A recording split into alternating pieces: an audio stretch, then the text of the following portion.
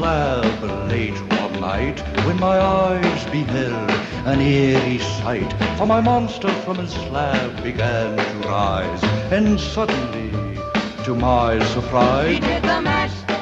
He did the monster mash. The monster mash. It was a graveyard smash. He did the mash. It caught on in a flash. He did the mash. He did the monster mash.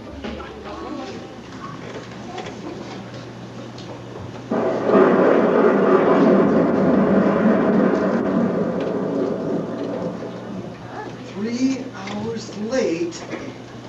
Who knows when they will arrive with this storm brewing? Oh, the best laid plans of mice and men. Good heavens, Igor, must you continually sneak up on me while I'm thinking? It's terribly upsetting. I told you to wait downstairs until I called for you. I am sorry, Dr. Frankenstein, but I must speak with you. The monster is getting very restless. I cannot control him much longer. Last time he was like this, he broke his chains and tore the door off its hinges. I'm doing the best I can. Oh, the burden of a reputation. Oh, grandfather, why did I ever find your laboratory notes and embark on this hideous career? Igor, look at this face. Not so close. Once I was young and happy. Now I am lined with worry wrinkles. Oh, your grandfather, Frankenstein, was a great man. Many is the time my grandfather described their work together out at night, digging up graves and cutting criminals down from scaffolding, cutting and sewing and cutting, as out at night in the muck and the mire, looking for just the right part. Yuck! I am so glad I was not there. Yes, I know all the stories too. My grandfather created a monster out of men, an indestructible creature. There was only one problem. Unfortunately, the monster's brain, thanks to your grandfather. But Grandfather Igor cannot be blamed. He could not read. How was he supposed to know that the brain he stole from the university laboratory was the brain of a nincompoop? He should have recognized the comrade.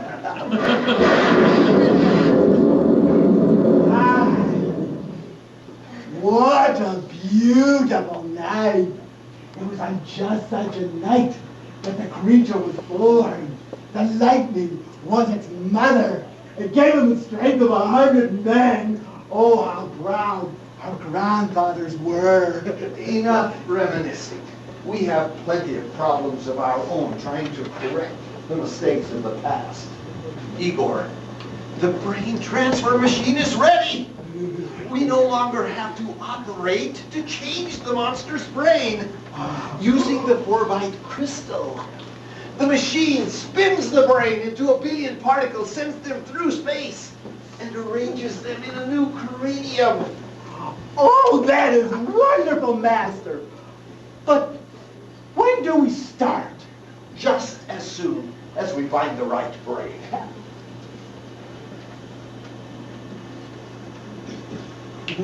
I know where there's a wonderful brain. You do? Where? In here. No. But it is a perfectly good brain. It has never been used. Igor, there are brains, and then there are brains. I won't discuss it any. Yes, Master. Now, hopefully, the right brain will arrive this evening, and with all of the electricity in this storm, we shall have added energy for a perfect transfer. I have advertised the castle as a hotel, with all of the travel agencies from Berlin to Los Angeles. I had hoped to have a large supply of brains, but so far only one group has made reservations. They should be arriving shortly. With everything in readiness, I must use one of these brains tonight. Oh, I suppose I could change it later if I needed to. Oh, Igor, I almost forgot. You must not call me Dr. Frankenstein anymore. I am Baron Henry von Frankenmeyer. Do you understand? Frankenmeyer. Yes, Doctor. Yes, Baron. But begging your pardon, we have no servants here. How are we supposed to run a hotel without maids, bellhops, or cooks? Simple. You'll do it. Me? But I do everything here. I fetch and carry. I cook the meal. I clean the machine. I have to watch that monster day and night. And now you want me to run room service and carry tourist baggage? No! This is too much. I quit! Wait. You don't understand. If one of our guests is selected for the honor of the brain transfer, you will be in perfect position to plant the crystal on him. You know I have not yet learned to focus the rays of the machine. I have placed one crystal on the creature, and this one must be planted on the body of the subject whose brain is to be transferred. I cannot succeed if you do not help me. Do not desert me in my hour of need. I shall be lost without you.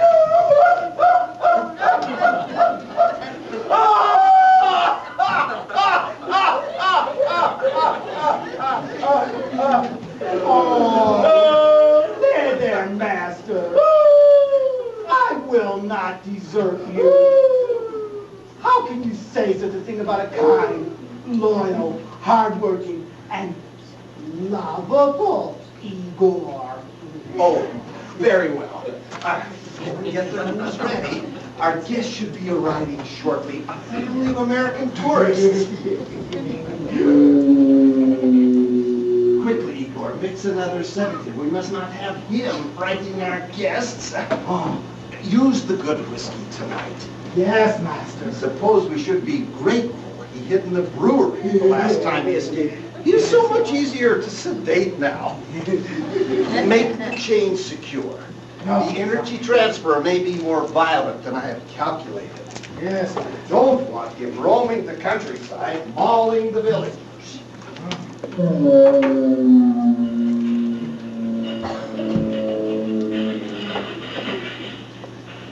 Grandfather.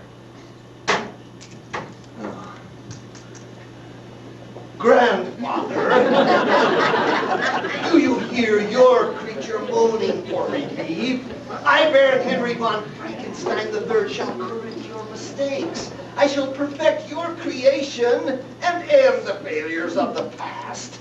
I shall remove the curse of the Frankensteins.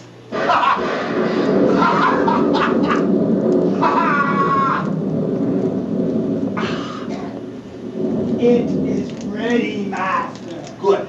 Make no delay. Get him quiet as soon as you can. Make the chain secure. Yes. Gaining in strength every day. Then, make the rooms ready with a nice warm fire. Yes, master. Now, this storm will hold us till they arrive. Henry, darling! Oh, you look surprised to see me. Natasha Nobritsky. Ah, so you have not forgotten me. It is so nice to see you again. The Carpathian Mountains are so lonely and quiet, like a mausoleum. Oh, don't be silly, darling. Put that away. I am taking treatments now from the Van Helsing Health Clinic. I drink nothing but cranberry juice. But I must admit, I have not given up my desire for adventure, excitement, and romance. But what is this? Make reservations for 5, stop. Julius T. Woodknocker and family, stop. Arriving October 15th, stop. See the Morris Travel Agency, Orem, darling, who is this Julius T. Woodknocker and family? I have gone out of the monster business. I have decided to turn the castle into a vacation paradise. Oh, wonderful! All this old place needs is some new blood. Oh, it's just an expression, darling. What are you doing here anyway? I made it clear the last time I saw you I wanted nothing to do with you or your husband. By the way, where is the Count? I am leaving blood. Again. I am tired of his flying around night after night after some new young thing. He has made the fool of me for the last time. Perhaps if you settled down, he would too. Your leaving him is ridiculous. You know that. You two were made for each other. Not by me. You always go back to him in the end.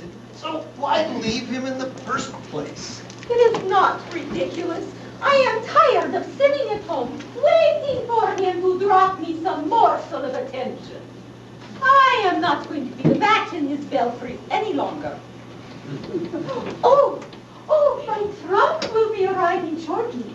It's a new one that I got in Egypt last summer. Oh, it is simply beautiful. But my guests! Andrew, darling, I do not like to be pushy, but I do not like to be refused anything. You escaped me once before, and I forgave you. But if you do not give me a room, I will fly around and frighten your guests out of your hotel, and then there will just be me and you left. That's blackmail! Of course. Oh, do you still have that bumbling idiot with you? Yes, he has good reason to remember you, too. Oh, it was really quite harmless, Henry. I was merely trying to torment Vlad with jealousy. You escaped with your trickery, and Igor was available. Igor? How could Vlad possibly suspect Igor? I was desperate. I had to take what I could get. And Vlad is so jealous that he believes whatever he thinks he sees. But I assure you, if you do not let me stay, you and Igor will suffer more than any man have ever suffered. All right, but don't mingle with the guests. I promise to think about it. Master! Master! Hello, my little pet. My, how you have not changed. What is she doing here? Oh, she just flew in for a little visit. Nothing to worry about. Because of you, I was beaten. The dogs were set upon me, and I was chased over half of Transylvania. I was revenge. Back, you fool! I warn you, Henry. You keep him under control, or next time I will not restrain myself. Come, Beast, show me to my room. And when my trunk arrives, bring it up. Beast, oh, Beast, run.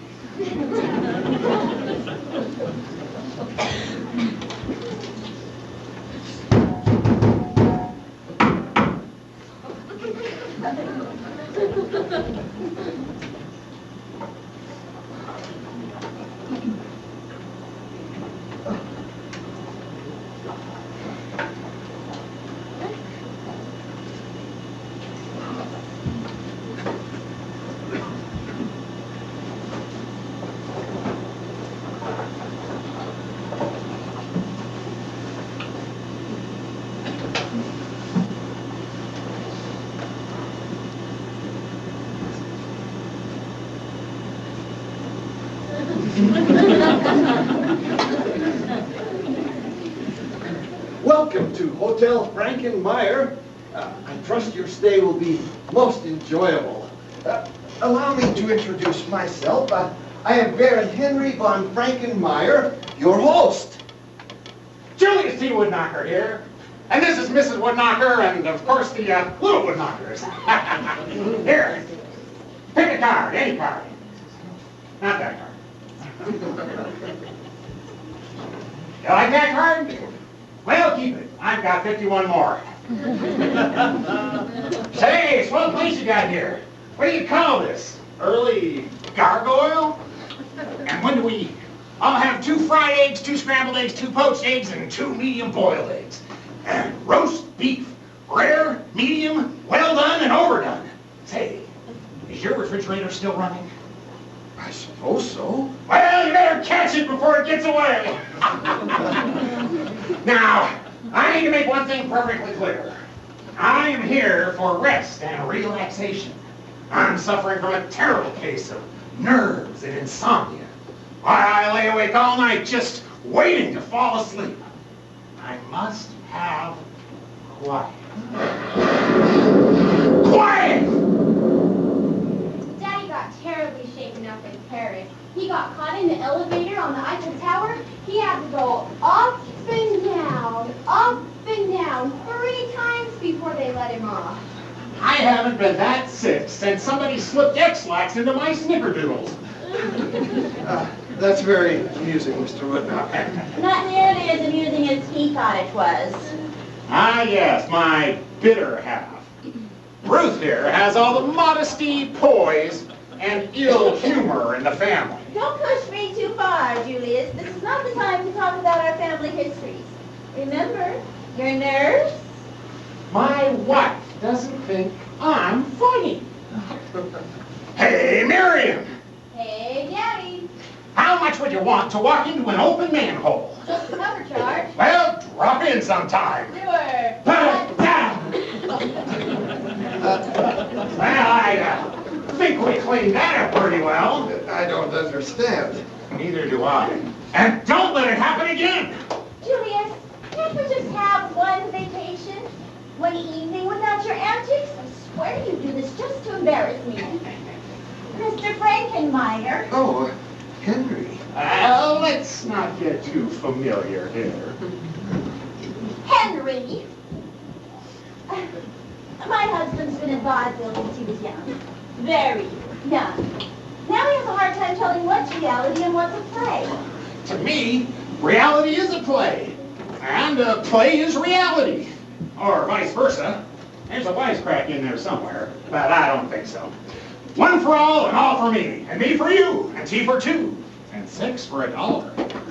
I must say, you do look familiar. Oh, my husband's not who you think he is. That's a lie. I'm exactly who you think I am.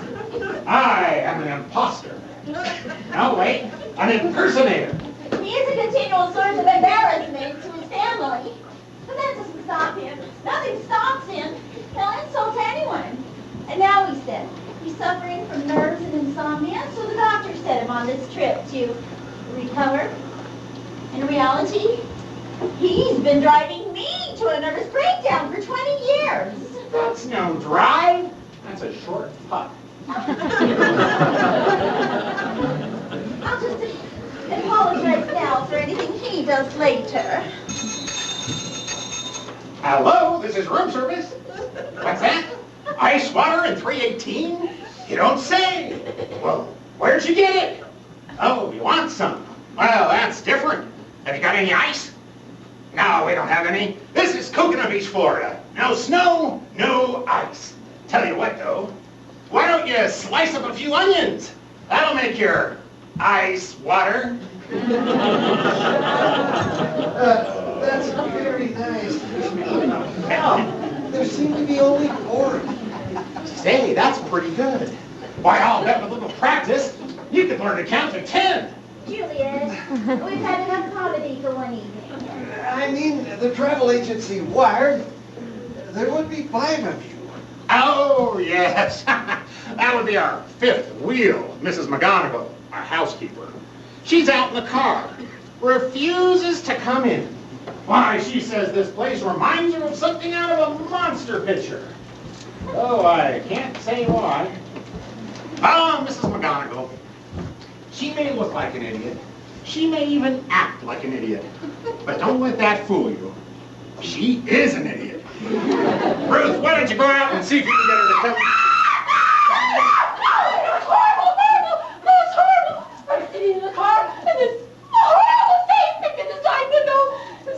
protesting I've ever seen. She must have gotten a look at herself in the side mirror. I frightened it away. It must have gotten a look at her. My screaming frightened it away. I rest on my case. This is Mrs. McGonagall, our housekeeper and traveling companion. Any resemblance between her and an actual human being are purely coincidental. Julius, I'm warning you. And now, Mrs. McGonagall, you just need to calm down. Whatever it was didn't hurt you.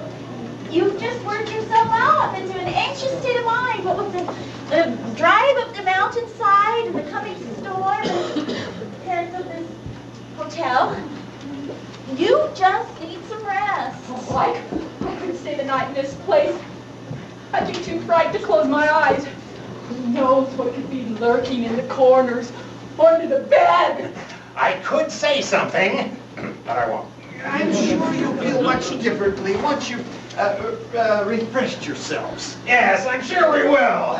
Now then, Mr. Frankenheimer. That's Frankenmeyer. Yes, Franken beans. Who cares? How much are the rooms here? How much? Yeah. Oh, I hadn't thought of that. Would $20 be too much? $20? To stay in a run-down dump like this? Why, that's outrageous! Pick up your bags, everyone. We're leaving. Let's go. Julius, it's too late to find another place to stay. We have reservations here, and we're staying. Now, if you want to get up in the morning and leave, that's fine. But tonight, I'm not budging. No, you can't go.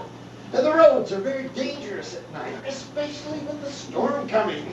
We can make an arrangement tomorrow, which I am sure will be agreeable to all of us. This isn't the first time this has happened. Most people expect to spend money when they go on vacation, but not him.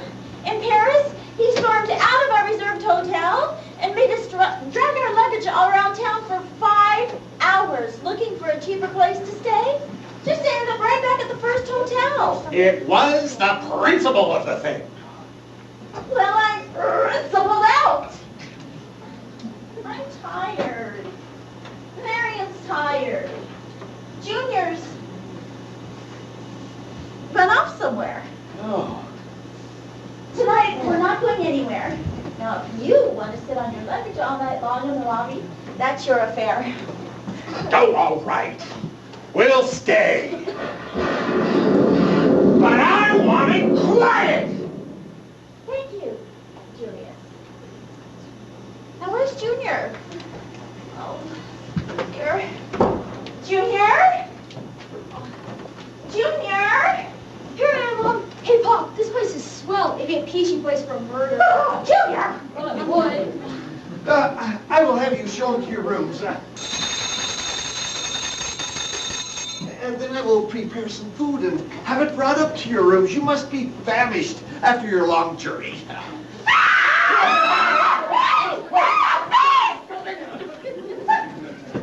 You come out of there, or Mrs. McGonagall will break every bone in your body. Don't do it, Mom.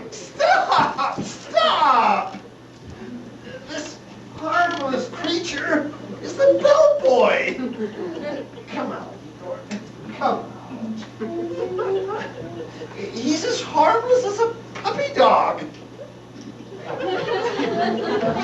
Now, Igor, take the baggage and show our guests to their rooms. Oh, what's that? Mice. Mice? That sounded too big to Minnie Mouse.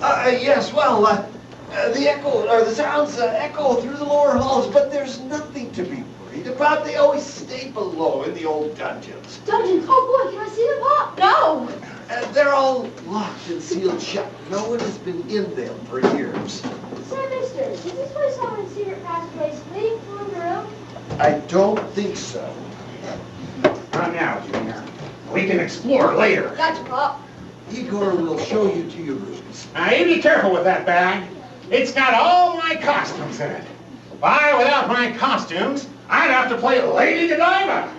Now, believe me, I don't have the equipment. Walk this way.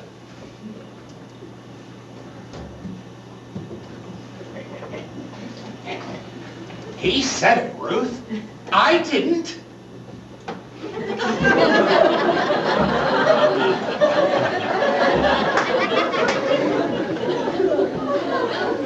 Don't even think about it.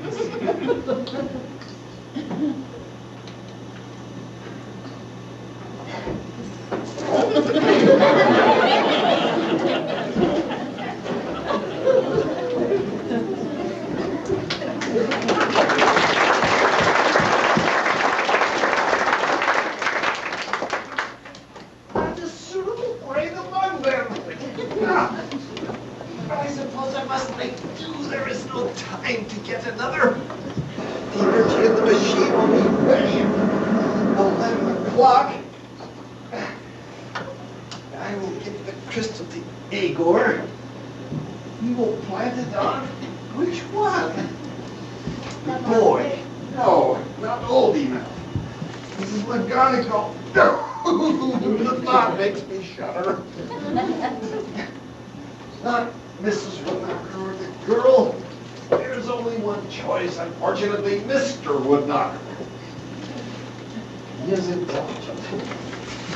Goes up in the tree. Once the crystal is planted, you'll sedate him. And then, at 11 o'clock, my monster will have a new brain! Oh, the thrill of it all!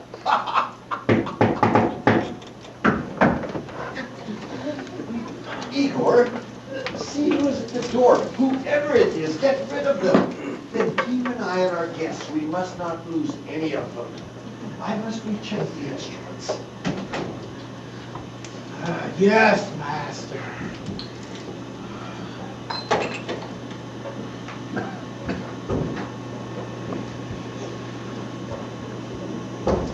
Oh, my.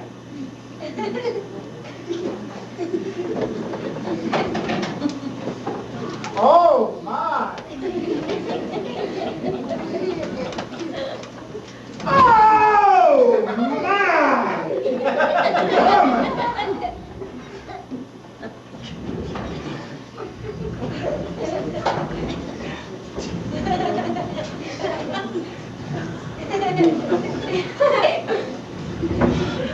Gets rid of him, he says. I should have made him get this first. Fetch and carry, fetch and carry, fetch and carry. But one day, I will get my revenge. When someone wants me to get something, I won't get it. Better still, if I could get my brain transferred into the body of a monster, I'd be the most powerful man alive. With my wonderful brain in the monster's wonderful body.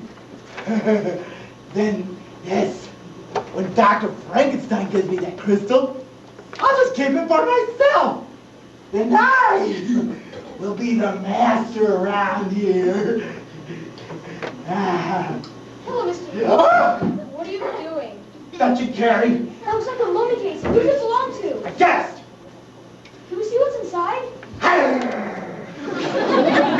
No!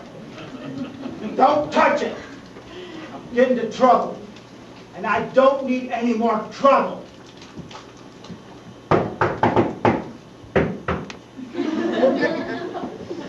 I have to get the door. Don't touch the box. Don't touch the box. Don't touch the box. Darn, then little dirt. Oh well, this place has possibilities. Now, if I were a secret passenger, where would I hide? Nope, not there. Nope. Nope. Aha, the fireplace. There's always something in the fireplace. Not there. There you are, little devil. But I must see the doctor. It's very important. A matter of life and death. The doctor is working on a new experiment. He must not be disturbed. Well, he must be disturbed. I only have one night left. Tomorrow is the full moon. A full moon? Yes, full moon. You mean the full moon?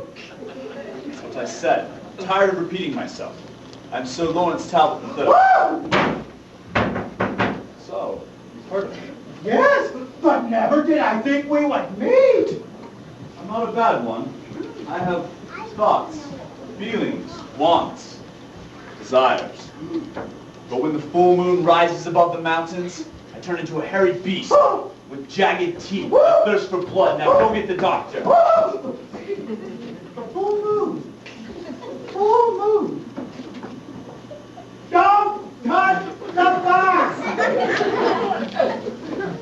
Excuse me, Mr. Frank.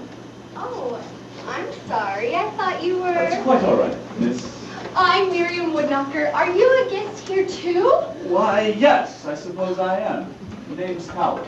Well, I hate to sound forward, but do you by any chance play tennis? Tennis? Yes.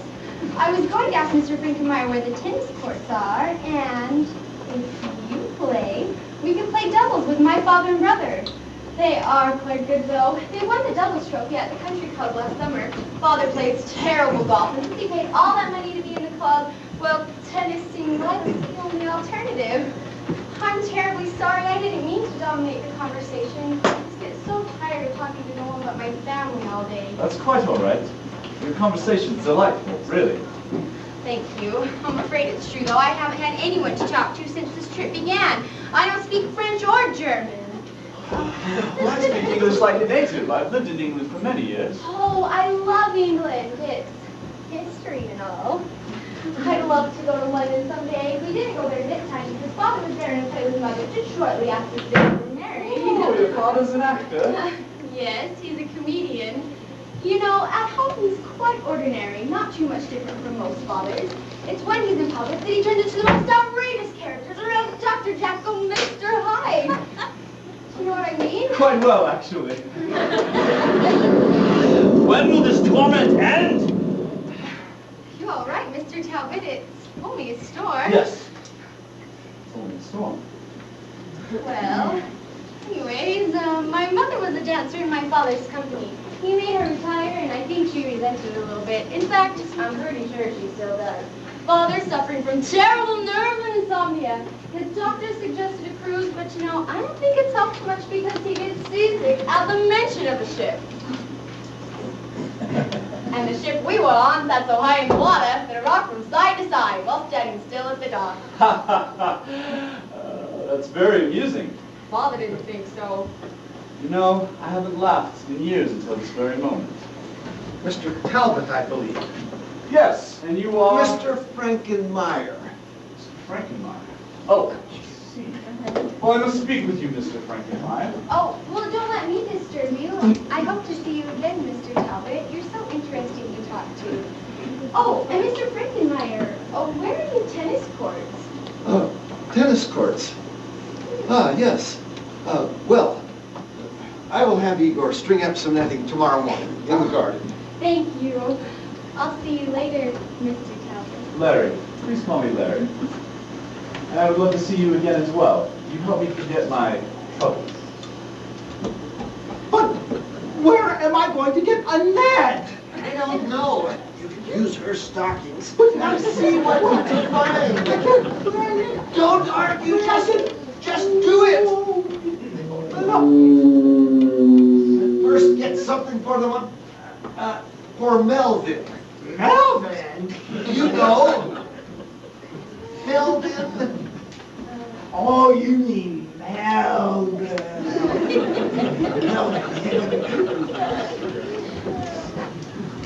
Still playing with monsters, Dr. Frankenstein? Don't call me doctor, and it's none of your business what I'm doing. What do you want? I'll take a drink first. Igor, a drink for Mr. Talbot. I'll have one, too. I have a feeling this is going to be a long night. Now, what do you want? Well, you obviously know who I am. Tomorrow is the full moon. The full moon! Yes! Full moon. I can't go through another full moon like the last one.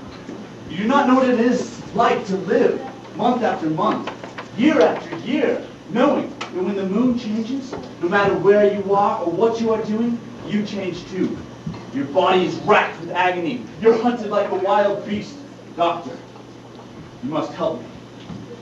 That girl, I don't dare think of liking her, or even being friendly with her, or anyone else for that matter.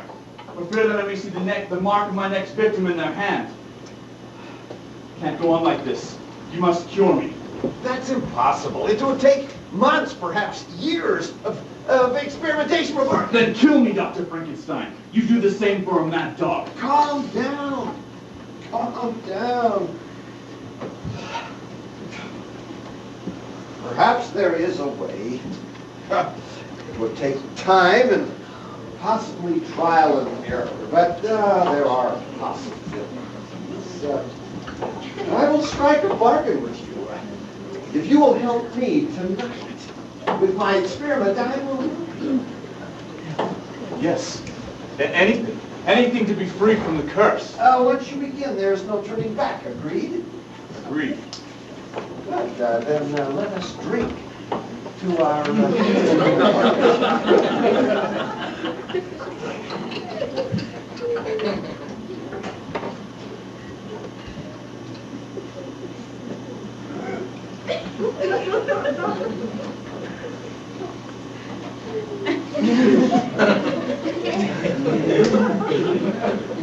to success. To freedom. To Melvin.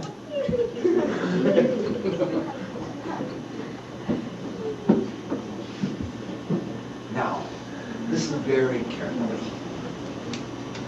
This is the formite crystal. It is very rare.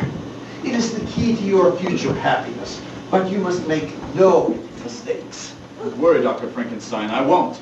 What would you want me to do? I was going to give the crystal to Igor, but a man who is desperate will make sure nothing goes wrong. The crystal focuses the rays of my brain transfer machine. Your what? We haven't time for details. The crystal must be planted on the body of Mr. Woodknocker. Woodknocker? Isn't that... Yes, the girl's father. He's a little strange. All right, he's a lot strange. But he is intelligent. If my experiment works, I can retrain him the way I want. The energy from the machine is focused through the crystal. The brain is changed into 1 billion particles and transferred through space. It takes several hours to build up the energy necessary to make the transfer. Once the machinery is started, it is very dangerous until the energy is released. It will be ready at 11 o'clock. You must have the crystal planted on the body of Mr. Woodknocker before then. If you are still in possession of the crystal at 11 o'clock, your body will be in the monster, his body will be in you. You have 1 hour. Don't fail. I won't. But to steal a living man's brain, I don't... I feel strange. No, the full moon isn't until tomorrow. Talbot! Talbot! The sedative, Igor, you idiot! Did you come? Mr. Woodknocker. It's good to see you again, but I have no one to blame but myself. Doctor? I am a doctor. Where is the horse? Oh. I have terrible news. You are going to die.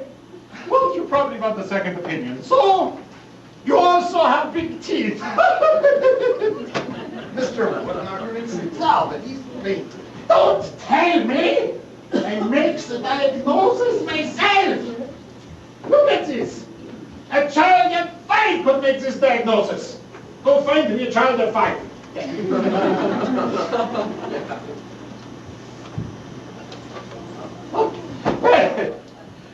do nothing for this man. Obviously, he has fainted. What he needs is a long ocean voyage. In the meantime, I shall be out in the garden. If he should recover, don't blame me.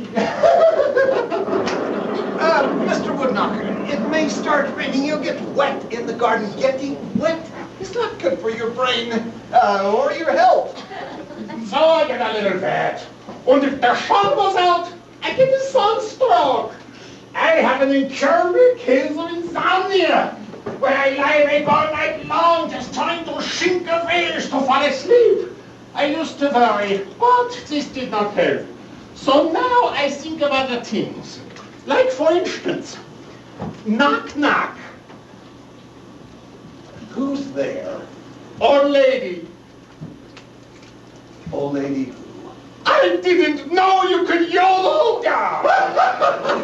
Oh, sometimes I just kill myself. That man is crazy. Perhaps I have made a mistake. What am I going to do with Talbot? I can't leave him here.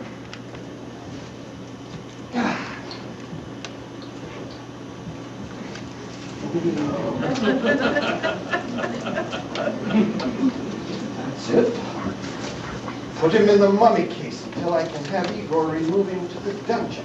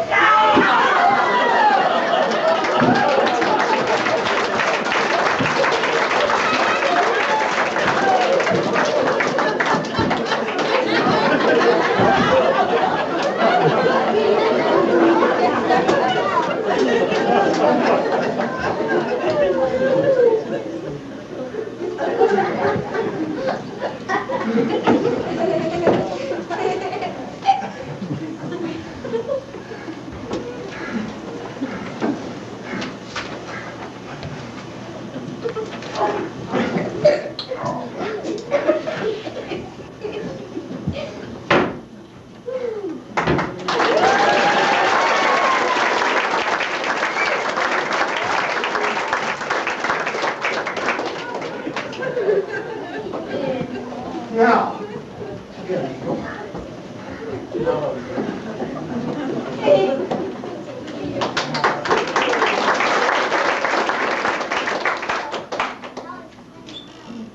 Mrs. Walker.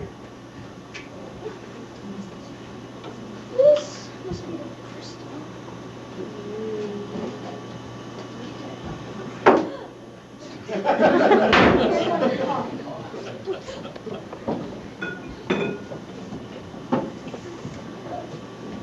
Mr. Talbot? Mr. Talbot? Oh, first man I meet on this trip and I don't even get to talk to him. I suppose I will see him in the morning. Maybe we'll skip tennis, go for a walk in the woods, sit under the trees and talk. Oh, Marian, have you seen your father? No, I haven't. He's out wandering around again. He says it's insomnia, but I think it's just another way to keep me awake all night. Oh, I hope he's not out bothering the other hotel guests or personnel. You know, it is one thing to act crazy and make people laugh when you're on stage, but to continue on with those antics off stage is just too much. Your father's been embarrassing me since the day we were married, not to mention complete strangers. Come to think of it, have you seen any of the other guests? There's one man I've seen. Oh? A young man. There was something very fetching about him. When did you meet him? Well, just when I was asking Mr. Frankenmeyer where the tennis courts were. Did you happen to ask Mr. Frankenmeyer where the bathrooms are? All I have is a bowl and a pitcher of water in my room. Oh, no. Well, there aren't any upstairs, so I'm going to look around down here. You better not stay up much longer. It's starting to get dark. There aren't any lights in the hallways upstairs. I tell you, the accommodations in these European hotels are terrible. Mother, before you leave, may I ask you a question? Of course, darling. About what? Well, did you love Father when you married him? Of course I did. Very much. I still do. You think I don't? No. I know you do. I just wonder sometimes the way you're always scolding him and he's always aggravating you, trying to get you to argue with him. Oh, dear. I suppose we've been doing it so long we don't even realize what we're doing anymore. Your father has given me some wonderful years. Did you know I was going with his brother when we met? No. I was in his vaudeville act. I was a dancer. Oh, his brother never forgave me for marrying Julius. Well, was it love at first sight? I mean, did such a thing like that really ever happen? Well, it was a whirlwind romance. Oh, dear. I suppose a girl can meet a boy for the first time and know he's Mr. Right. Just make sure you know more about your Mr. Right than I knew about your father. There'd be a lot less shock and surprises that way. Mother, could you do me a favor, though, and try to overlook just a little of what Father does? He may not try so hard to upset you. Well, it's not easy to change overnight. Don't think about it awful hard. You better get upstairs, darling. It's starting to get chilly. Oh, I won't be down for too much longer. I know it will make it perfect. We'll have a walk in the morning, have dinner together tomorrow night, and then we'll go dancing on the terrace in the moonlight. Carrie, could you carry through the party in this box to that box? Hello, Mr. Igor. Have you seen Mr. Talbot? No! Well, if you see him, tell him that Miss Woodknocker's looking forward to playing tennis in the morning. I never have any fun. Nobody ever asked me to play tennis. But I will have a lot of fun making life miserable for other people once my brain is in the body of the monster. Yeah. Now, to find that crystal. Ah, Countess, you have no idea with what felicitation I encounter another insomniac, wandering about the darkened halls and porticos at night, seeking relief for the peace that only comes when it's time to awaken. Oh, darling, I know just how you feel. As soon as the sun goes down, my eyes, they are wide open. I love the way you call me darling. Darling. Darling. Darling. Yes. Oh, my trunk has arrived. Why, I once knew an elephant that had a trunk like that. It wasn't big enough, so we sold it for $40. In fact, that's the trunk. Isn't it beautiful, darling? I got it in Egypt. Oh, Egypt you too, eh? Why, she reminds me of a girl I used to know. She was fair, fat, and 40, and her bank account wasn't too shabby either. In fact, this whole thing reminds me of the Prince of Wales. Not the current Prince of Wales, of course, the old one. And when I say Wales, I mean whales. I know a whale when I see one. Oh, darling, you are so full of whimsy. Oh, you can see that from there, can you? I usually only get this way when I eat radishes. Would you like a drink? Never touch this stuff. Ooh, I have a terrible craving for a Bloody Mary. Pop, Pop, I'm looking everywhere for you. Well, go check upstairs. If I'm not there, I'll be out in the garden under a cabbage leaf. Pop, this is serious. There's a man in that mummy case, and Mr. Frankenmeyer is really Dr. Frankenstein. He's going to see your brain using a machine that takes a crystal. That's ridiculous. Why would he steal my brain when he can have it for $32.50, including tax? Let me smell your breath, young man. Oh, I told you to lay off the lemonade. But it's true, Pop. Just look in the mummy case. Very well, my good man.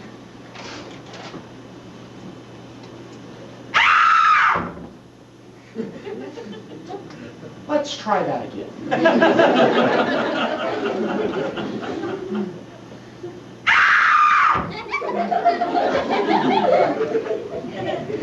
You didn't tell me it was a music box. Does it play anything else? How about Home, Home on the Range?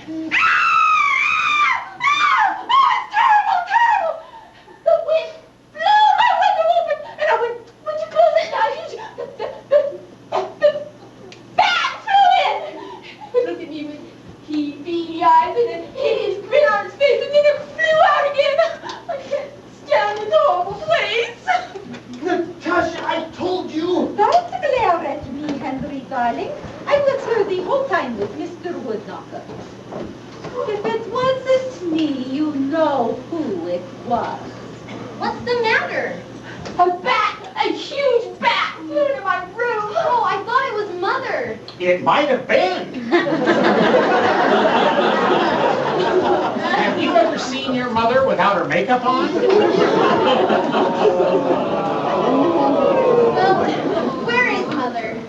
Last time I saw her, she was arguing with a recently slammed door.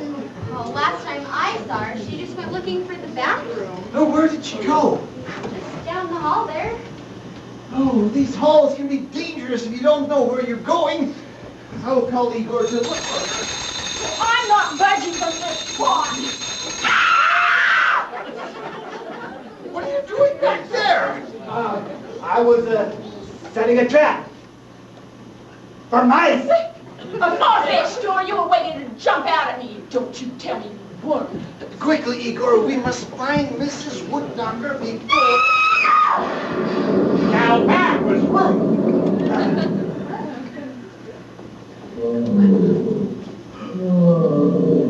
What was that? Mice. Mice. Oh, that figures. Ruth can't stand mice. Father. Quickly, Igor. You must not follow. Please, wait here. It is dangerous in the dark. This is the worst thing you've ever done to us. I'm coming, Mrs. Woodknocker. Maybe I'll just wait right here. Oh, Why, the Wolfman, of course. I'd open it myself, but I don't have any wolf bait. Gin. Mrs. McGonagall, why don't you open the mummy case? I don't think there's something in there. I don't want to see it. I just... Oh, Mrs. McGonagall. Gin. Gracious, good evening. Lord. So, my intuition was correct. My darling, you know I cannot live without you. I can't go down. A pretty story, but I don't believe it. We'll discuss this later. But first, you must introduce me, my dear. If you insist.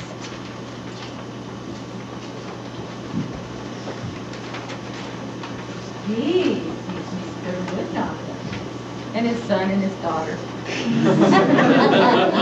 And these must be Mrs. Woodknocker. Not in your wildest nightmare. This is my husband, the Count. Oh, the Count of Monte Cristo, I presume. I know. I am Count Alucard in Transylvania. My castle is in the Carpathian Mountains near the Borno Pass. Never heard of it. I am sorry. I'm not.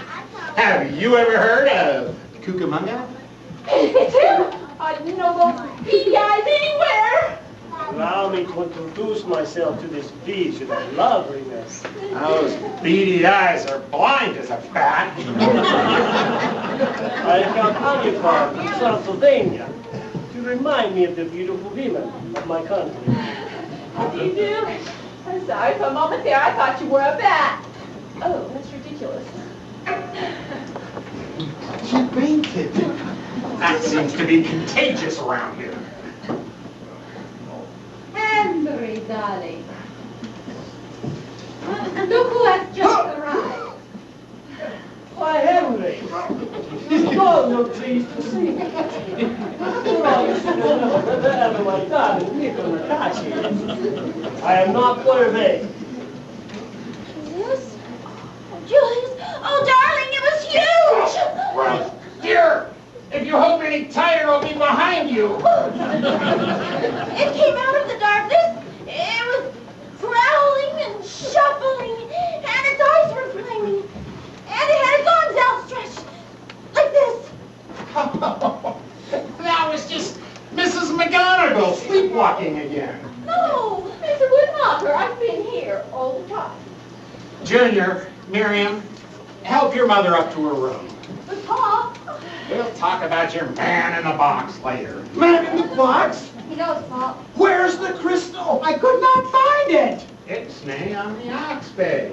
We'll talk later. Mrs. McGonagall, why don't you hop along too?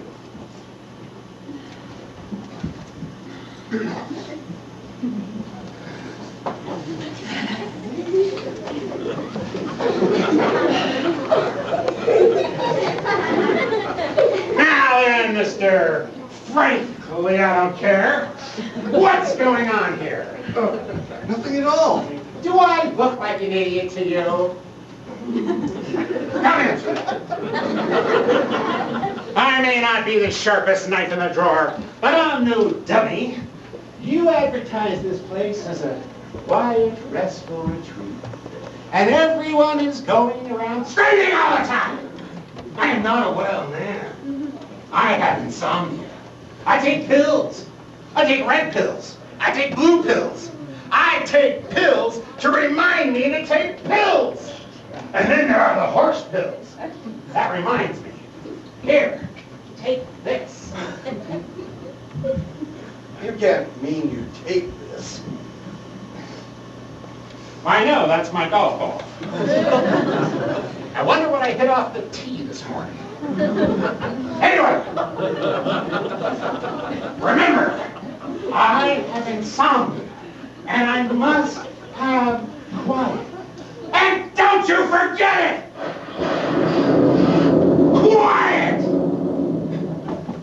Why does this always happen to me? Henry, is that man a lunatic or one of your new creations? That man is an American.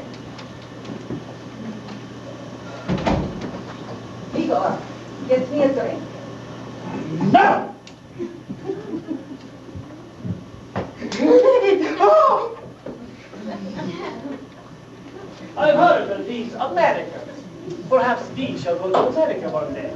A fresh new country, fresh faces, new blood. And beautiful women. Oh my darling, jealous Natasha. Jealous? Jealous of what? A silly woman who screams at bats? My darling, you know I love only you. You are the moon of my night. Without you, I am but a hollow shell, doomed to fly the nights. A love-born's monster. Monster! I completely forgot about the monster! Quickly, you man, the shambles! We must find him! My friends, it is almost 11 o'clock. You must help me find him. Fly over the countryside and try to find him. Igor and I will search the village and the brewery. I will check the brewery. My darling, watch out for that tree on your left! Crazy women flyers.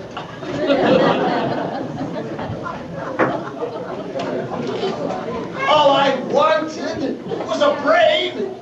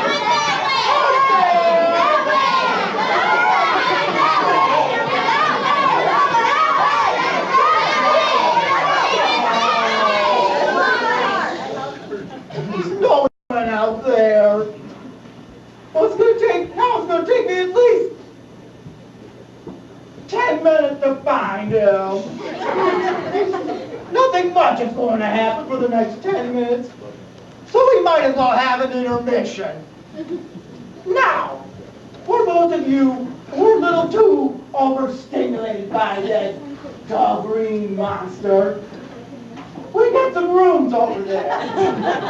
Ladies first and gentlemen second.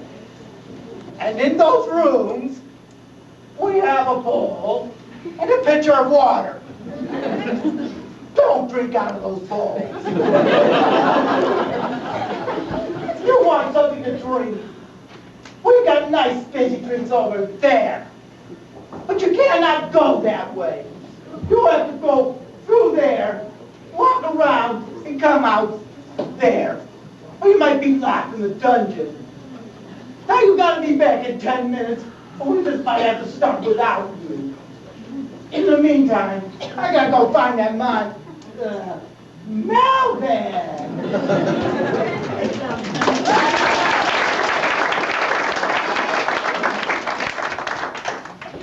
Don't touch the box.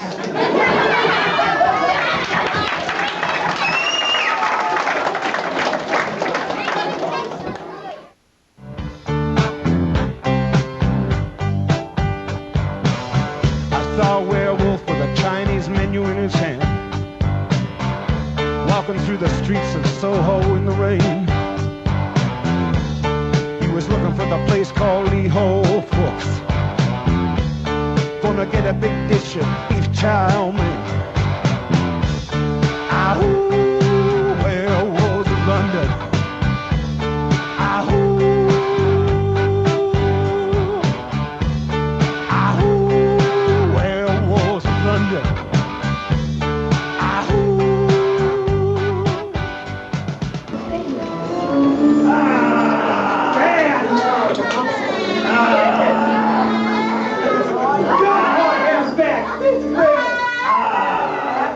Shame on you, you made him cry. You put him there. Shame on you.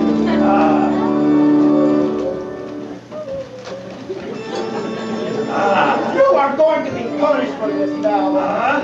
For 2 weeks. You may not use the car. Now give me the keys. The keys.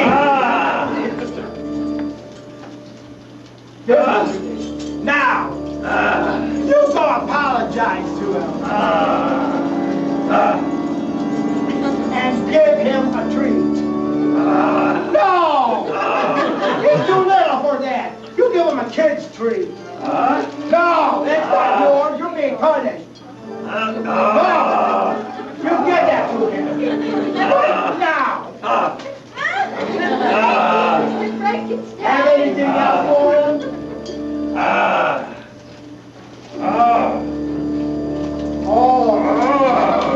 Snapshot.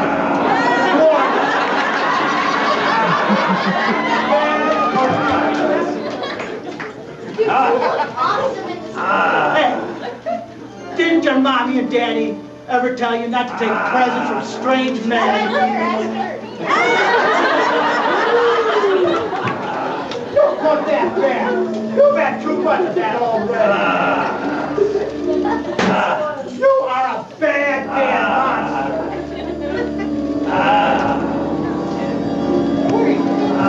Now, what are you doing? Where are you going?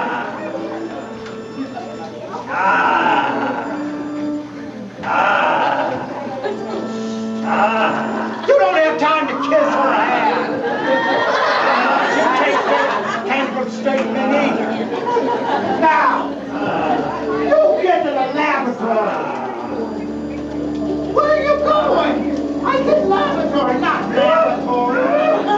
All right, but make it quick.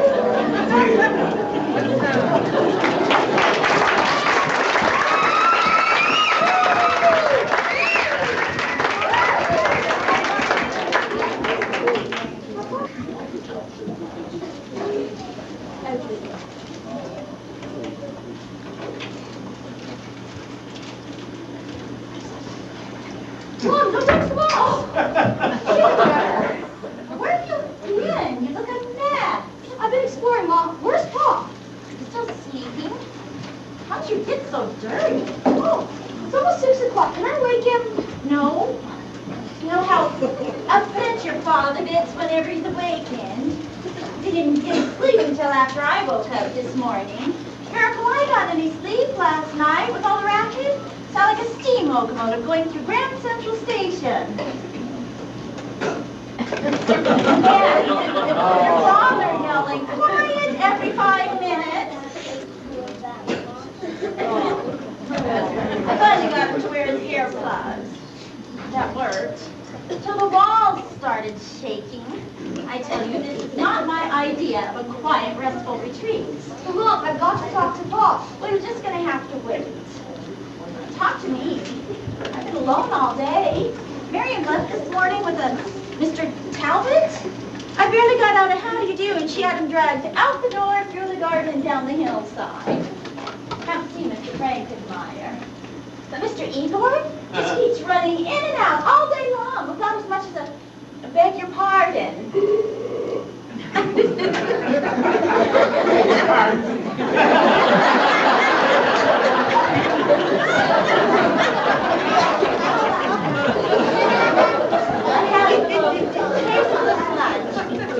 Have you had anything to eat? I'm not hungry, Mom.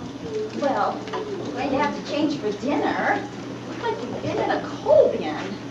Mom, do you mind if I ask you a question about what you saw last night? Oh, your father was probably right. It's all in my imagination. The dark hallway, breeze blowing out my candle, flash of lightning. Was it about this tall? Oh, well, yes. Yes, it was. Was it about this wide? Yes, it was. Did it have a greenish face with two silver things on his neck? Yes. Oh, Junior, I was you just really- asking. I'm sure it was your imagination.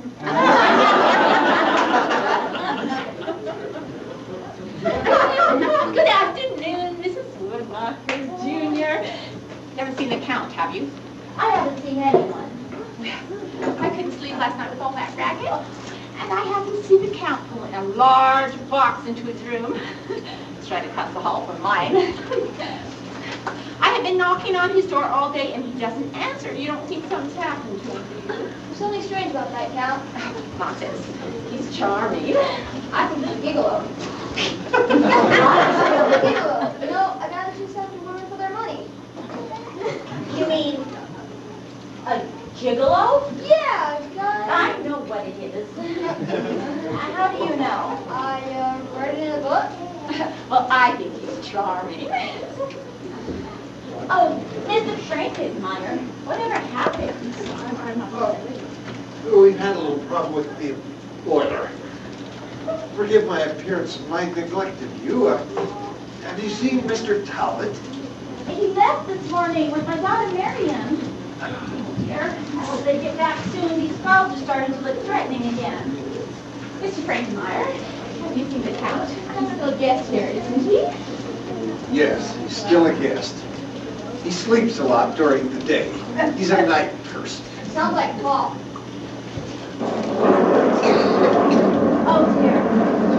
I do think it's going to storm. I'm going to go find Julius and ask him to look for Marion. Something must have happened or they'd be back by now. Oh, I'm sure she's just fine. I'm going to go see if the Count's in the garden. Now, Mr. Frankenmeyer, how long have you lived in this castle? I inherited this castle from my grandfather. That was... Don't you have some place you need to be? No. What are you doing? I'm a junior detective of America. We write down evidence in our notebooks to save time and solve things later. Evidence? What was that knocking? Knocking? I don't hear any knocking. Are you all right, Mr. Frankenmeyer? Of course. I think I hear my mother going, I'd better go.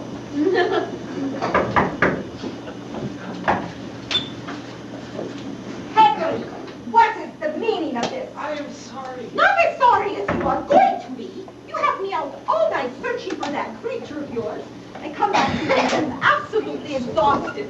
The sun is already starting to rise. And my box, it is not there. I searched frantically for my box, and that nincompoop, Igor, has left it down here. I hardly have time to get to my box.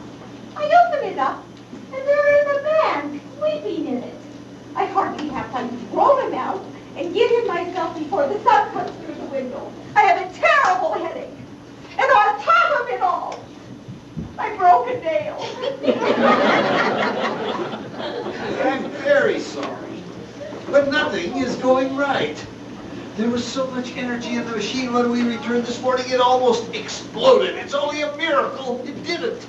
We got back with the creature just in time. I've been working all day to get the machine repaired and ready for tonight, and now Talbot is gone with the crystal. The crystal? It's a critical part of the brain transfer machine I told you about. I wish I had a recording of this so I didn't have to repeat it to everyone once. Anyway, Talbot is gone with the crystal. Igor is acting strangely. More strangely than usual. I can't trust anyone anymore.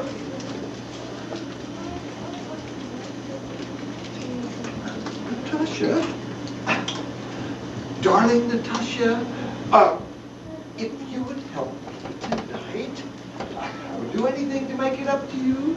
Just help me tonight. Well, darling, when you put it that way, how can I refuse you? What would you have me do?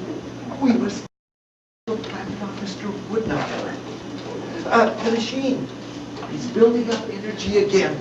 This time, I've set the automatic controls and nothing will stop it. At 11 o'clock, it will automatically switch grades. I will get the crystal. I will give it to you, and you, no, to Mr. Woodknocker, and slip it in his pocket. I could do that, darling. And I would never. So then he went over and said, Madame, I'm terribly sorry my son's toast landed in your plate. If it should happen again, I shall see that he throws the jam with it. Well, that mother was furious. Good evening, Mr. Talbot. Miss Woodland. Hello, Mr. Frankenmeyer. Larry, have you met the Countess? No, I don't believe I have. Countess Nobritsky, Mr. Talbot. Charmed, I am sure, Mr. Talbot. I have heard of you, but never did I think we would meet. But somehow, you seem strangely familiar. As if perhaps we had met. I have heard of you, Countess, and your illustrious husband. Ah, young people, they are so happy together. I remember what it was like to be young.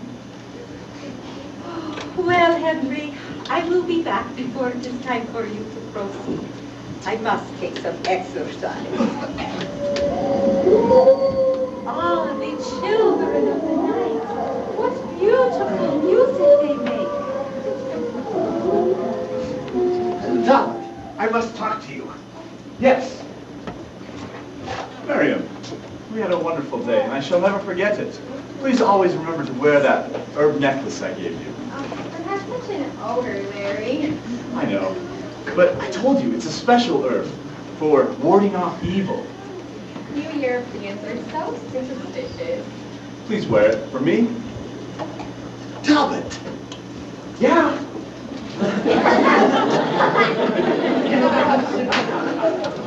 Anyways, I shall see you tomorrow. Oh, tomorrow? No. You're having dinner with my family tonight. And then we're going dancing on the terrace in the moonlight. Moonlight? You men are all alike. Mention the word dancing and you fall to pieces. Now, I'm going upstairs to change, and I'll expect to see you later. Did you hear that? She expects to have dinner with me this evening. Don't worry. There's still plenty of time before the moon rises. Now, give me the crystal. I don't have it. What do you mean you don't have it? I don't have the crystal. I woke up this morning lying on the floor, half battered and bruised, and barely had enough time to look for it before Miriam and her mother walked in. I don't have the crystal. You find that crystal or I'll see you doomed. Don't threaten me, Doctor. I'm controlling myself now, but in a few hours... You find that crystal, and I'll see you don't have to worry about that. I have a sleeping potion that will knock you out cold tonight. To make sure, I'll lock you in the dungeon below. I'll do it as often as necessary, but only if you find that crystal. Now, get to it. Time is running out.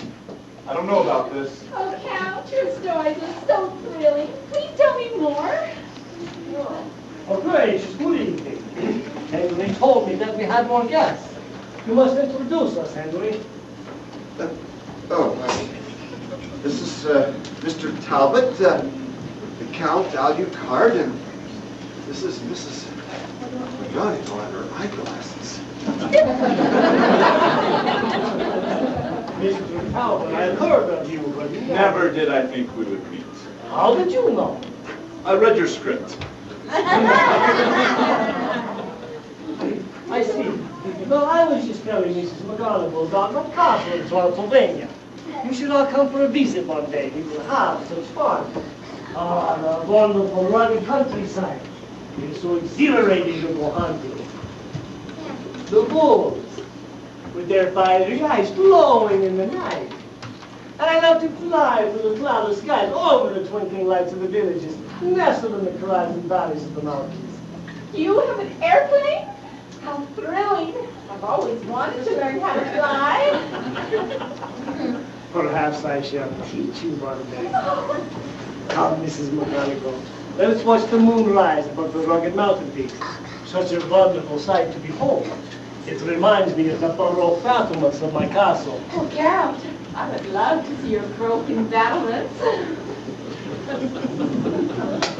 I can't go on with this. We made a bargain. I know, but a living man's brain. Your monster's made of dead men. That's hideous enough. But to steal a living man's brain? There is the mistake of the past, don't you see? A dead man's brain has too much deteriorated tissue. With operating, we damage too many cells, but reassembly of the cells and tissue of a living man's brain, think about it. I can't. I don't willfully do the things I do. It's a disease. It's a curse. But you are willfully doing evil. Evil, evil. You think you are driven by a curse? Well, so am I. The curse of the unknown. The curse of the past, preying upon the future. Failure is my curse, but I won't fail again. If your heart is so weak in the thought of the sacrifice of one man for the advancement of science... Advancement of what science? Is it going to save lives? Is it going to make the world a better place? I won't discuss it any further. If you don't want to put the crystal on Mr. Woodknocker, I'll do it myself if I have to. But it will be done. Just find that crystal before the moon rises, or it will be too late to do anything about your problem. Master! Master! The machine is overheating! All the dials are spinning! You touched something! No! I told you not to touch anything! Why does this always happen to me? I think I will go mad. Find that crystal. We haven't much time left. Get away from me, you! Go help Talbot find the crystal. He is getting very mean lately. It is not nice to treat people the way he treats me. I think it is time for me to find a new master. Say, how about you? No thanks. I have enough trouble looking after myself. Hey, it was your fumbling that got the crystal lost in the first place. You and your drugged drinks. I don't think I like you any more than I like him. With all I know, I'll have a fine tale to tell a certain young lady. Silence, you fool. You breathe a word of me to anyone, and it will be your last. Now help me find that crystal. If I do find it, I won't give it to you. Ah! Looking for something? None of your business! We'll see about that, Mr. Igor. See, that's Wolfman. He's been with Miriam all day. Well, he doesn't look all that wolfish to me. My son here says you're the wolf that's been after my daughter. You must be Mr. Woodknocker. I was last time I checked. How do you do? Last night I shot an elephant in my pajamas. How he got into my pajamas, I'll never know. Oh. Yeah, I might as well be a drinking man. I wake up every morning with a hangover anyway. When is this ship gonna stop rocking? Oh, where's the porthole? Oh! Now, let's get down to brass knuckles. What are your designs on my daughter? Well, Mr. Woodknocker, I like your daughter very much. Aha! A wild sheep in wolf's clothing, eh? Hey, you better get busy or the doctor won't like it. Another country heard from. Say, haven't I seen you somewhere before? Carry your bag. You know, I never forget a face. But in your case, I'd like to make an exception. What, are you still here? Say, you better scram. I hear they're going to tear you down and put up an office building where you're standing. Well, that's progress for you. You can leave in a taxi. If you can't leave in a taxi, you can leave in a huff. If you can't leave in a huff, you can leave in a minute in a huff. I don't mean to give you the bum's rush here, buddy, but put an egg in your shoe and beat it. Scramble and scurry and save us all from your nincompoop poopery. Now then, Mr. Talbot. Talbot. The one in the middle. Oh. Talbot. My son here is known in our neck of the woods as Snoops Woodknocker, junior detective. And he thinks there's something funny going on around here, which unfortunately is more than I can say. Now, Mr. Talbot, if that's your real name, what are you doing here? I will ask the questions here. Now, Mr. Talbot, if that's your real name, what are you doing here? How'd I do? Like a trooper. Well, I, a likely story. Let me tell you. You're looking for something you lost last night when you fainted, right? How did you know? Is it smaller than a bread box? Mr. Woodknocker. No, don't tell me. I'm on a roll here. Is it small enough to fit in that vase over on the mantelpiece? What? Paul? Well, that's where you put it. Yeah, what's from him? How did you know where it was? Snoops here overheard you talking last night with Frankenboozer, Frankenstein. Must have been a convention or something.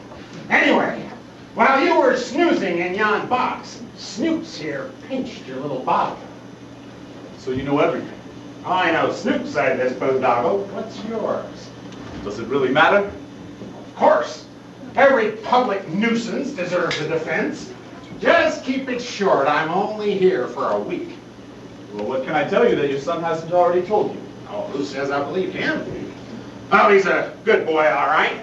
Tells the truth as far as he knows it. I have it all down in my notebook. First, he says to Dr. Frankenstein, he must cure me or kill me. Then the doctor... All right.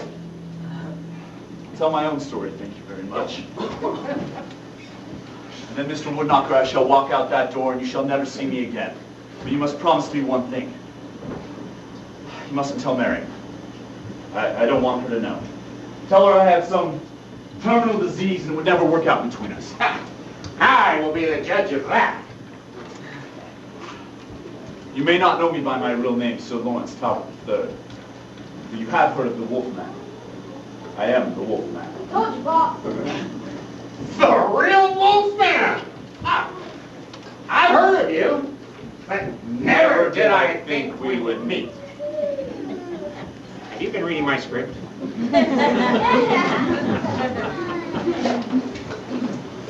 I never asked to be the Wolfman. I've lived in agony for years, trying to find a cure, some peace of mind. That's why I came to the doctor to see if he could help me. Told you, Bob. The doctor said he would help me if I helped him with his experiment. The experiment turned out to be a plot to steal your brain or his monsters. Now, using some kind of machine and this crystal, he plans to switch your brain with the brain that his monster, the monster that his grandfather created. What are you going to do now, Bob? Well, it's like I've always said, you never kick a man when he's down, only when he's not looking. Here's the crystal. Now, you give that thing to Frankenstein. But he'll slip it on you when you least expect it. Ha! Let him try. It'll be a fine day when I can't bamboozle the likes of him. Besides, I need a little excitement. But Bob, your nerves. How my nerves will take care of themselves. Now, let's get down to cases. We've got to find a way to foul up the machinery around here somehow.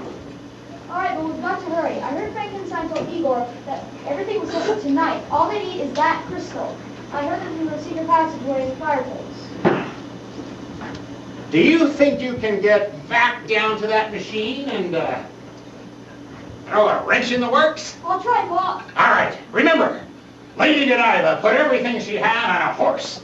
Everything we have is riding on you. Don't worry, Bob. I know this place like the back of my hand. Ow, my hand!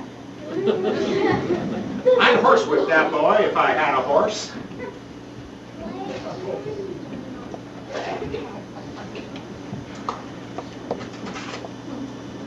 So, Talbot, who else think is involved in this dastardly plot? Igor, of course. Me? I don't know of anyone else. Well, what about that Count Alucard and the Countess?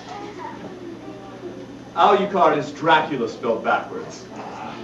And I have heard they are very jealous of each other, trying to flirt in front of one another.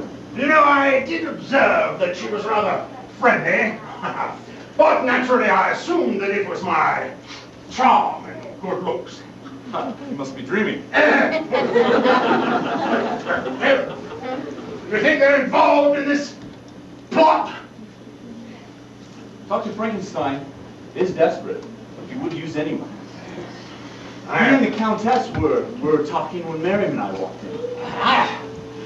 Knowing human nature as I do, I don't think he'll try it himself. No, my money is on the Countess.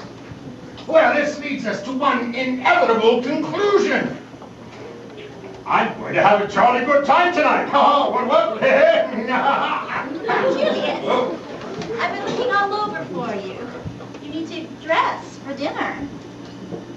I am dressed. You can't eat like that. Oh, why not? We bought 2 tuxedos in Paris. I just wanted you to wear one of them tonight. We bought those monkey suits because they fit and they were on sale. I never said I was going to wear one of them. Julius, I just wanted you to dress decently for once and not like something the cat drug in. Well, that would be an awfully good cat. Would it be so hard to please me once in a while? Oh, please, don't embarrass me again like you did on the boat. Mother?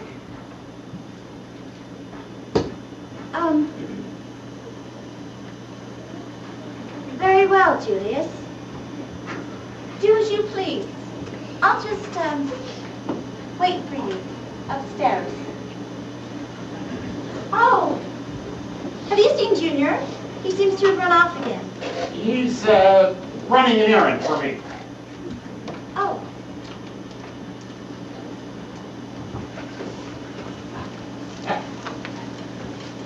That's the first argument she's given up on in years.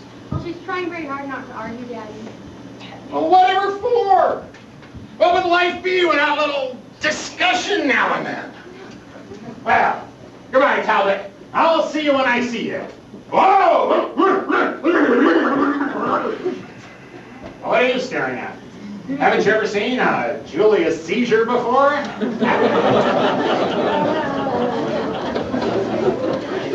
I never realized how much they argued till we came on this trip. Mother just has not learned that giving father an ultimatum will get her nowhere. On the cruise ship, when we were invited to dine at the captain's table, well, he refused to wear his tuxedo, so... What's the matter? You liked all my other stories. Nothing. Oh, well, relax. Don't be gloomy. It's not like I'm gonna bite you. Now, you had a nice day, didn't you? Yes. Good. It's a wonderful evening, and we're gonna have a wonderful time. Mary, I've got to be leaving this evening. I really can't stay. Leaving? Excuse me, Miss Woodknocker, but I must speak with Mr. Talbot. You don't have time to be talking. Now, do you have the crystal? Here's the crystal. Have it. Go to the devil. Hey, Mr. Goody around me. Has the Countess returned? Ah, the Countess. Figured as much. You'd use her. Don't bother yourself about that. You have a little problem of your own, and from the looks of you, we had better hurry. I'll send Igor up with a sedative. It will have to be injected. I'll see you in the morning. What was that all about? Nothing. Mary, do you have that herb necklace I gave you? Yes, silly as it is, I have it right here. Please keep it on. Never take it off. And no matter what happens, we did have a lovely day together. You're acting so strangely. Come, look at the mountain. Oh, look, Larry, the moon is coming up over the mountain. Oh, it's so big and round. It never looks this way at home. Larry, let's go for a walk down this terrace. Larry? Larry, are you ill? Larry, what's the matter? I can help you. Get out! No, No, what's the matter?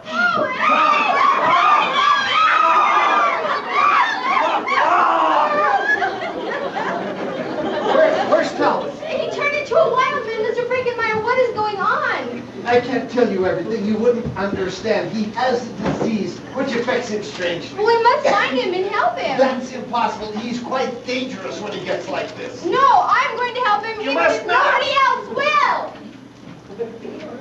But Natasha, darling, he was quite innocent. You did not have to swoop down on us like a reference. Stay away from me, you three-headed casico, for I will scratch your eyes out. Oh, Natasha? Natasha? don't interrupt me when I am arguing. The first chance he gets me is off with some silly woman. Oh, look at this poor creature you frightened to death. Natasha, I must speak with you. Here's the crystal. You must get it on Mr. Woodknocker immediately. I'm not interested in your silly little games anymore, Hensbury. Do your own dirty work.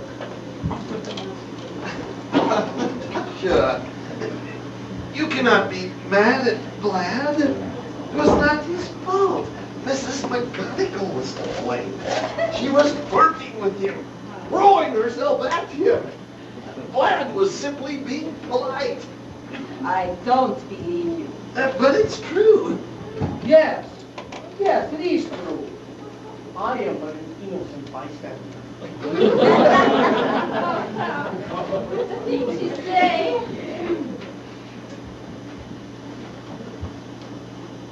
Innocent, eh?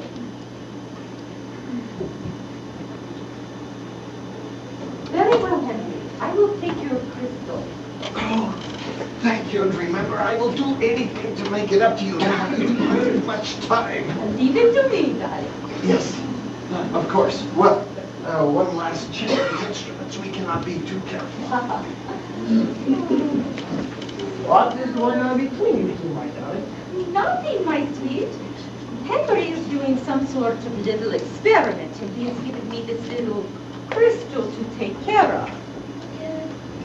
He seems quite anxious. It must be very important. I haven't the faintest idea what it is for, but he did say it is important. Here, my darling, I will give it to you to hold for safety. You know how I do things. It looks like a diamond. Yes, it does. Keep it close to your heart, and don't lose it. Just as I hold you close to my heart. Oh, Natasha, darling, can you ever forgive me for the past? Oh, after tonight, there will be nothing to forgive. My sweet Lord. My darling, beautiful Natasha. I am naturally. Well, when you get finished with her feet, you can start on mine.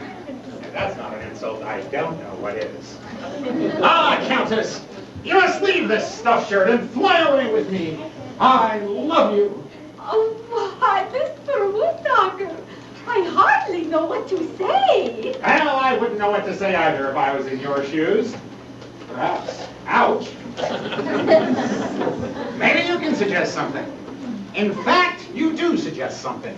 To me, you suggest a baboon. What? I'm sorry. That really wasn't fair. To the rest of the baboons. You are making me angry. I'm a man of few words. Well, I'm a man of one bird. Scram! Come, Natasha, let us find a place to leave and be alone. No. Perhaps you haven't noticed, Count, but there seems to be one man too many in this room. And I think it's you. Ah, Countess, it's the same old story. Boy meets girl, Romeo and Juliet, Sears and Roebuck. Hey, buddy, point that nose somewhere else. It might go off. Whoa. Aha! I learned fencing at Ace Garden and Fence. On guard. Touche!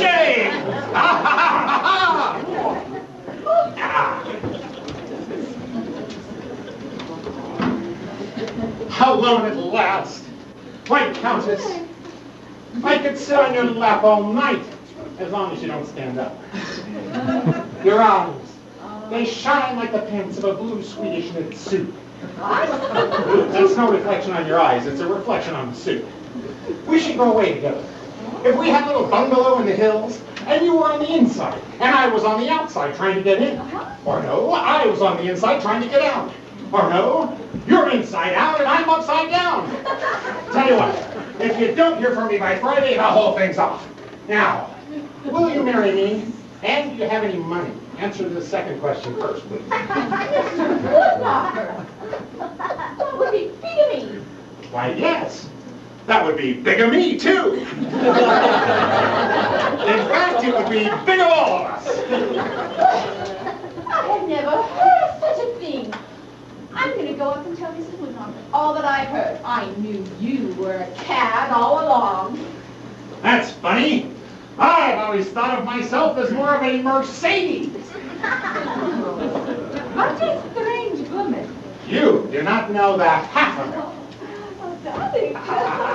Oh, excuse me, I didn't know you were busy. Where did he come from? Why, the fireplace, of course. And I do wish he'd go back. Countess, Yes. you must meet me out in the garden under the moon. I can see it now. You, the moon. You wear a necktie, so I'll know it's you. While the moon is sneaking around the clouds, I will be sneaking around you. I heard Frankenstein tell Igor that he gave the crystal to the Countess. Well, she hasn't given it to me, and heaven knows I've given her every opportunity. What about the machine? I couldn't get close to it. Frankenstein keeps covering and messing with it. You get back down there and wait for a chance. I'll get Frankenstein up here somehow. Not Paul. I don't believe a word of it, Mrs. McGonagall. Hurry! My husband may be annoying, but he's not unfaithful. But I watched him. I heard him. Are you sure? You said yourself you were coming out of a faint. Maybe you just misunderstood. If you won't take my warning, I shall leave. In fact, I'm going to go up and pack my bags. I'm leaving for good. I've been frightened by bats, chased by heaven knows what. And for all intents and purposes, he's called a liar. I'm going to go see the Count's counsel. He promised to show me his broken battlement. This has been one mess of a vacation.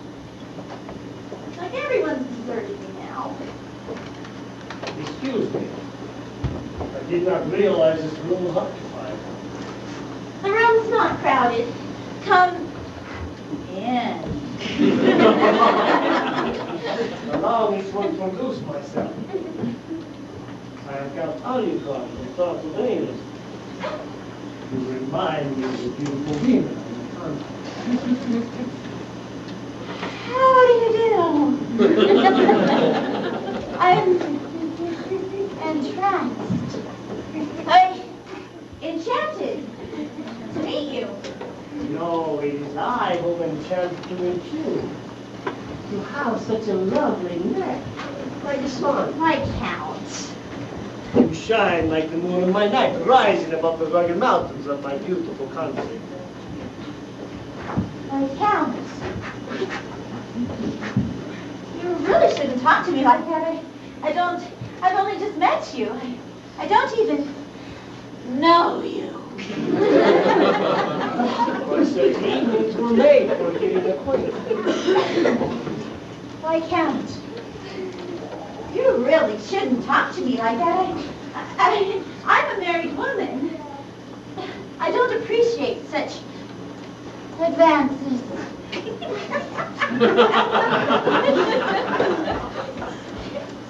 Forgive me, dear lady, I meant no offense. I but a lonely traveler of the night. And you have reminded me of the beautiful women of my country. Forgive me for my brashness. I'm at your feet. This is where I came in. You snake in the grass. You toad in the hole. Julius, what are you doing back there? Getting an earful. Oh. Don't worry, my dear. I shall protect you from this masher. Julius, quit being so melodramatic. You crossed me for the last time, Mr. Woodchuck. I shall destroy you. Oh, Well, you'll have to catch me first, won't you?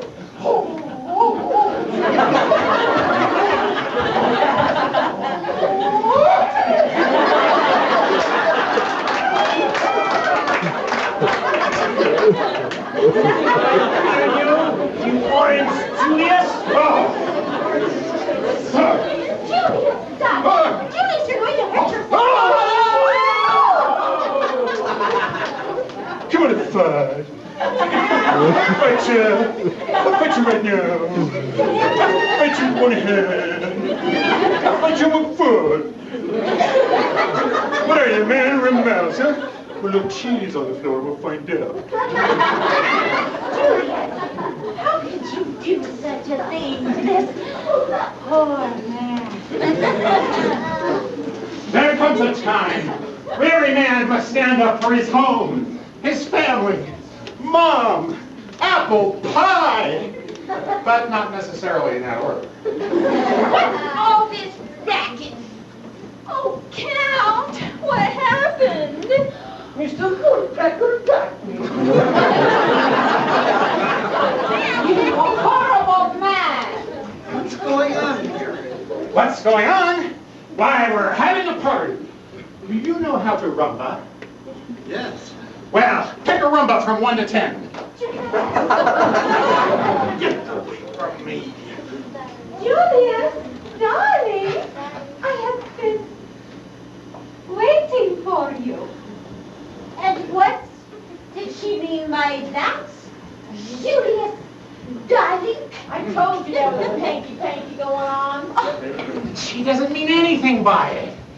She was just overwhelmed by my charm. Does he have the crystal? You mean beast? How did he get it? Well, now I've got it. Get that crystal! What doesn't belong to you now? Get down here right now! Oh, yeah! You're crazy! You're crazy! What do I know what's going on? I know it takes so much! Julius, look at service around here. I know what the other was doing with it. I know! Where's Julius?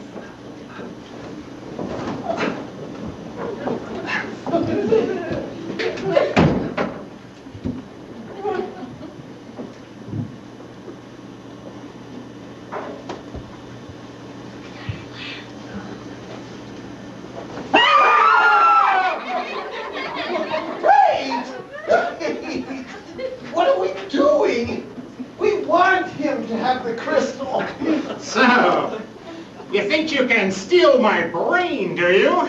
Well, the freak is up, Jiggenstein. Steal your brain? That's right. Whoever has this crystal is going to have his brain switched with the doctor's monster at 11 o'clock. But Natasha, you gave that crystal to me. It was just a joke, darling. Don't worry, Count. Here, you can have it back. I don't want it! I want this thing. No! Master! Master! The machine is going to explode! Move that little boy! What's happening?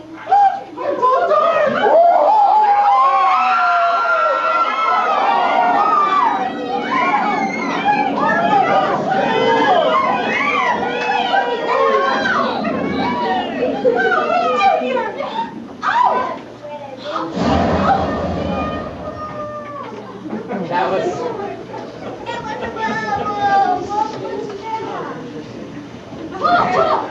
I did it! I just found Fuller to blow the machine! Well, are you alright? I married your mother because I wanted children. Imagine my disappointment when you came along. That's your fault. Help your sister. Natasha, darling, I think I've had enough vacation in this quiet, restful retreat. Come, let us leave these crazy people and return to the simple life of Pennsylvania. Yes, my sweet. Oh, can you ever forgive me for my foolish thoughts? I belong only to you. All right. And I promise never to look at another woman again. Well, goodbye, Henry. But where is Henry? So I will feed him with his mouth little nervous, you know. Well, goodbye, Judith, you knocker and family. Miriam! Miriam! Look, it's Talbot. The moon is still in the sky and he is no longer the wolfman.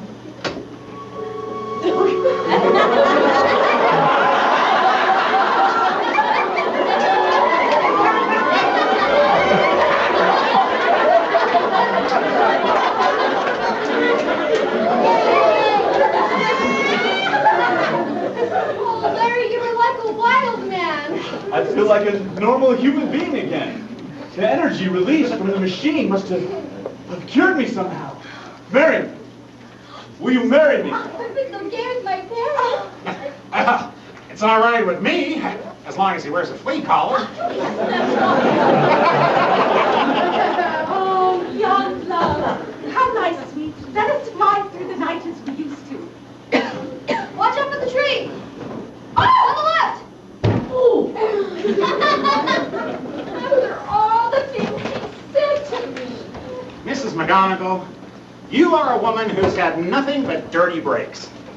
Well, we can clean and tighten those brakes, but you'll have to stay in the garage overnight.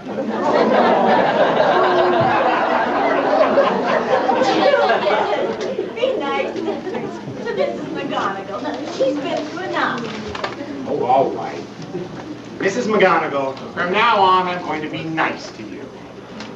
I don't know how I'm going to do it, but I'm going to try. Well, Ruth, has our vacation been exciting enough for you? I thought we came on this vacation to get away from excitement. Oh, Julius. I'll never understand you. But after 20 years of marriage, I'm going to quit trying to change you. Let that be a lesson to you, Miriam. Miriam? If you can't change it before you get married, you never will after. But things already changed. Remember, I am a revolutionary, a warrior against the status quo, against the oppression of boredom, and the dictatorship of paltry little lives. Well, let's get going. We can lodge with my fleas in the hills. I mean, we can flee to my lodge in the hills. Come along, Junior. You too, Mrs. McGonagall. We've got packing to do.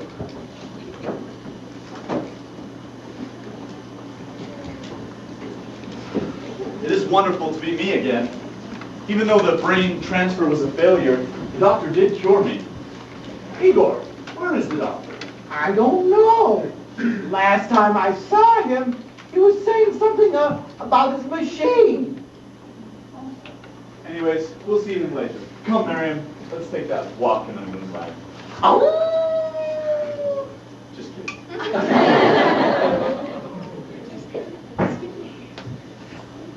Nobody ever asked me to walk in the moonlight.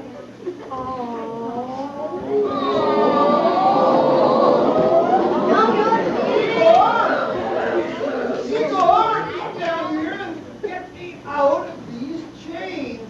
What do you mean, chaining me in the dungeon? Igor, come down here. Must I do everything myself?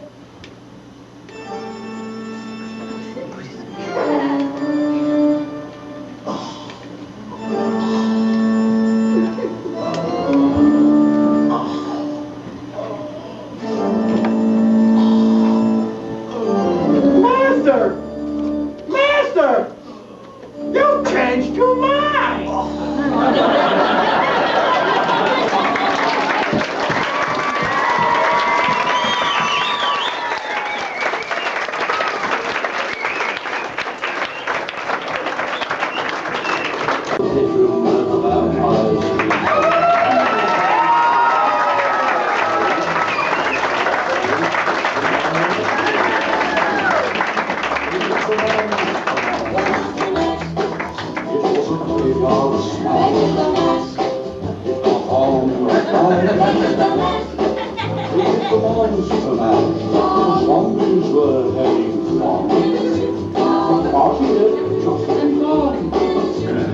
Yes, included Wolfman, Dracula, and Yes.